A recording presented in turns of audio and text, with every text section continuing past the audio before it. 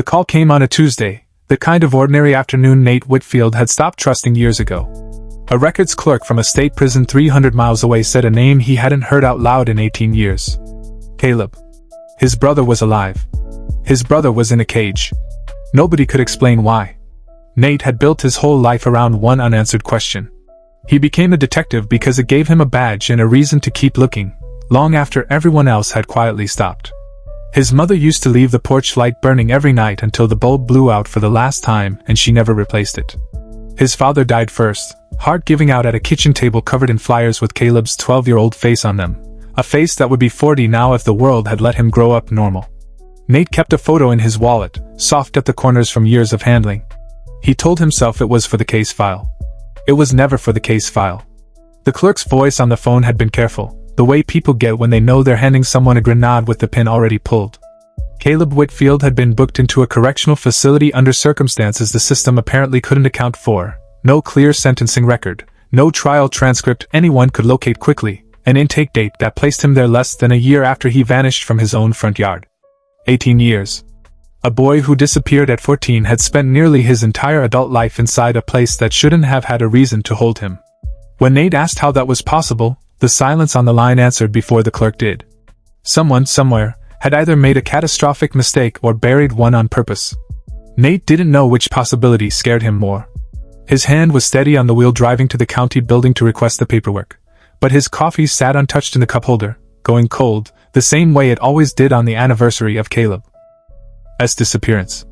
The office smelled like burnt drip coffee and toner. Fluorescent light hummed overhead, flickering once, just enough to make him blink.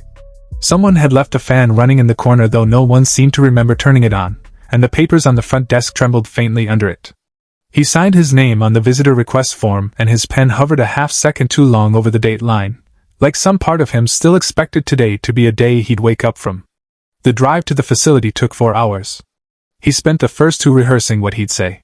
He spent the last 2 saying nothing at all, because somewhere around the state line it hit him that Caleb might not know who he was. He was right to worry.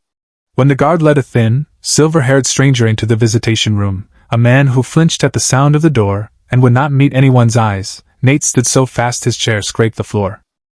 The man across the glass looked at him the way you look at someone you've never met. Nate's throat closed around his brother's name before he could say it. Up close, the years showed in ways no photograph could have prepared him for, deep lines etched around eyes that flicked constantly toward the door, hands that wouldn't stay still on the table, a body that had learned to make itself small. Caleb. Nate finally managed. It's me. It's Nate. Nothing. Not recognition, not confusion, just a blank, careful watching, the look of someone calculating whether a word could get him in trouble. Nate's chest cracked open right there in the visitation room, and he hated that his first thought was procedural, was detective, was something is wrong with this intake record. He forced his voice level. Do you know where you are? Do you know why? Caleb's eyes dropped to the table.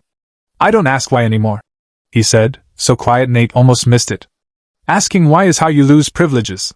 The guard by the door shifted his weight. Nate caught the movement and understood, with a cold drop in his stomach, that his brother had just been careful in front of someone. That single sentence undid 18 years of assumptions in half a breath, because it meant somebody, at some point, had taught Caleb that curiosity was dangerous. Nate drove home that night gripping the wheel too hard, replaying the sentence on a loop. Asking why is how you lose privileges. He requested Caleb's full file the next morning and was told, politely, that portions of it were sealed pending review. He pushed harder and was told, less politely, to wait. His captain, a broad, tired man named Russell Boyd who'd known the Whitfield case since it was chalk on a bulletin board, pulled him into his office and shut the door. You can't work this, Boyd said. Your family. You know that. I've waited 18 years to work this. That's exactly the problem. Boyd's jaw worked like he was chewing on something he didn't want to say. There's already noise upstairs about how fast this got buried the first time. People don't want a Whitfield anywhere near the reopening. Nate held his stare. Then tell me who does want near it. Because somebody signed intake paperwork on a 14-year-old boy in 2008, and somebody's been renewing whatever kept him there for 18 years, and I want a name. Boyd didn't answer. That silence told Nate more than any name would have. He got assigned to the case anyway, 3 days later, over Boyd's objection, because someone higher up decided a Whitfield's obsession was more useful controlled than left to run wild outside the department. Nate didn't examine that logic too closely. He took the file and the badge and drove back to the facility with a records specialist named Priya Anand, sharp-eyed, unimpressed by bureaucracy, the kind of partner who read footnotes other people skipped. They sat across from Caleb in a smaller room this time, just the three of them and a caseworker hovering by the wall. Priya laid out a folder of intake forms with gaps where signatures should have been. "Do you remember arriving here?" she asked gently. "Do you remember before?" Caleb's hands found each other under the table, fingers laced tight enough to whiten. "There was a house," he said. "Before. I remember a dog. I don't remember its name." Nate's chest ached at the smallness of what 18 years had left him, a nameless dog and a house shaped like fog. But it was something. It was a thread. Priya wrote it down without looking up, and in that small, careful moment, Nate felt something shift between the three of them. Not trust exactly, not yet, but the beginning of a room where nobody was lying. The caseworker cleared her throat. "There's something in his file you should see before you go further," she said, and slid a single page across the table, a transfer record from 2008, the year after Caleb disappeared, listing a receiving facility and a referring party whose name had been redacted with a thick black line that didn't quite cover every letter. Nate leaned in. Part of a signature showed beneath the redaction, a looping W that didn't belong to any official he recognized. His stomach turned over slowly, like a stone rolling downhill. He thought of his father at that kitchen table, flyers everywhere, dying without an answer. He thought of every detective who'd worked the case before him and closed it cold. Somebody with access to sealed transfer paperwork had made his brother disappear a second time, quietly, on paper, the year after he vanished the first time in person. "I need this unredacted," Nate said, and his voice came out rougher than he meant it to. The caseworker's eyes flicked to do door. "That's above what I can authorize." "Then who can?" She didn't answer either. Nobody in this building seemed able to answer anything, and Nate was starting to understand that to silence itself was the confession. That night, back at the motel 2 miles from the facility, Priya knocked on his door with 2 coffees and the kind of look that meant she'd found something. She had a cross-reference, buried in an old missing persons database, a name that matched 3 letters of that redacted signature to a county caseworker who'd left the system in 2009 and never resurfaced under that name again. "Warren Ellsworth," she said, setting the file down. "Ran youth placement transfers for 2 counties. Resigned right after your brother's transfer went through. No forwarding address on record." Nate sat with the name a long moment, feeling it settle into the shape of something real. Warren. The W beneath the black line. His hands weren't steady now, not the way they'd been in the visitation room, and for once he let them shake. 18 years, he said. One man signs a piece of paper and my brother disappears a second time, and nobody ever asks where he went. Priya didn't offer comfort he didn't want. She just said, "We asked now." And for the first time since the phone call that started all of this, Nate let himself believe that might be enough. It wasn't enough. 2 days later Ellsworth was found, an address pulled from an old pension filing, a modest house on a quiet street outside the city, and when Nate and Priya knocked on his door, the man who answered was small, gray, entirely unremarkable, the kind of face that could disappear into any crowd. He didn't deny the signature. He didn't confirm it either.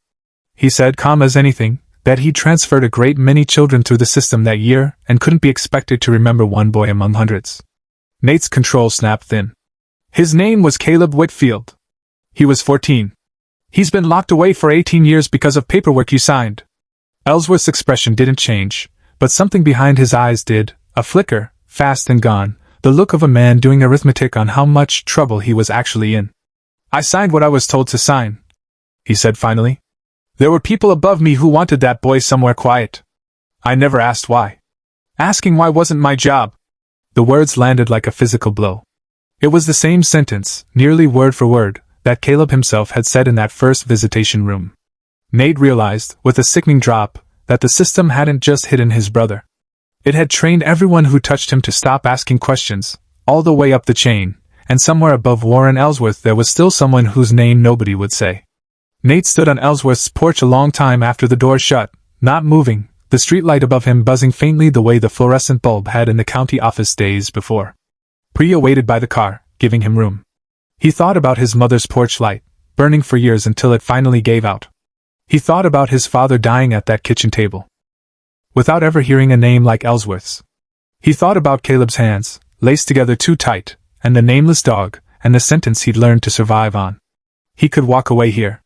The file could sit in a drawer the way it had for 18 years, and somebody above Ellsworth could keep their name clean, and Caleb could stay a case number instead of a person. Or he could push, knowing it might cost him his badge, his career, maybe more, because whoever wanted a 14-year-old boy kept quiet for 2 decades wasn't going to enjoy being found. He got in the car. "We're not done," he told Priya. "I want everyone who ever signed anything with Caleb's name on it. Every single one." 3 weeks later, a judge unsealed the last of the transfer records, and the pieces Nate had chased for 18 years finally sat together on one table, ugly and complete. It cost him almost everything he expected it to. Boyd was reassigned. Ellsworth was charged, along with 2 others further up a chain that led, in the end, to a man who'd wanted a witness silenced as a boy and never imagined the boy would grow old enough to still be dangerous. Caleb was released into care that finally had his real name on it, and on the day Nate brought him home, his brother stood on the porch a long moment before stepping inside, like he still expected the door to lock behind him. He didn't recognize the house. He didn't recognize Nate's face in every photograph on the wall. But that night, sitting on the steps under a porch light Nate had finally replaced, Caleb turned to him and said, quiet, almost testing the words for danger, "Is it safe now to ask why?" Nate's throat tightened. "Yes," he said. "It's safe now." Somewhere behind them, the bulb flickered once, then held steady, burning the way it should have for 18 years.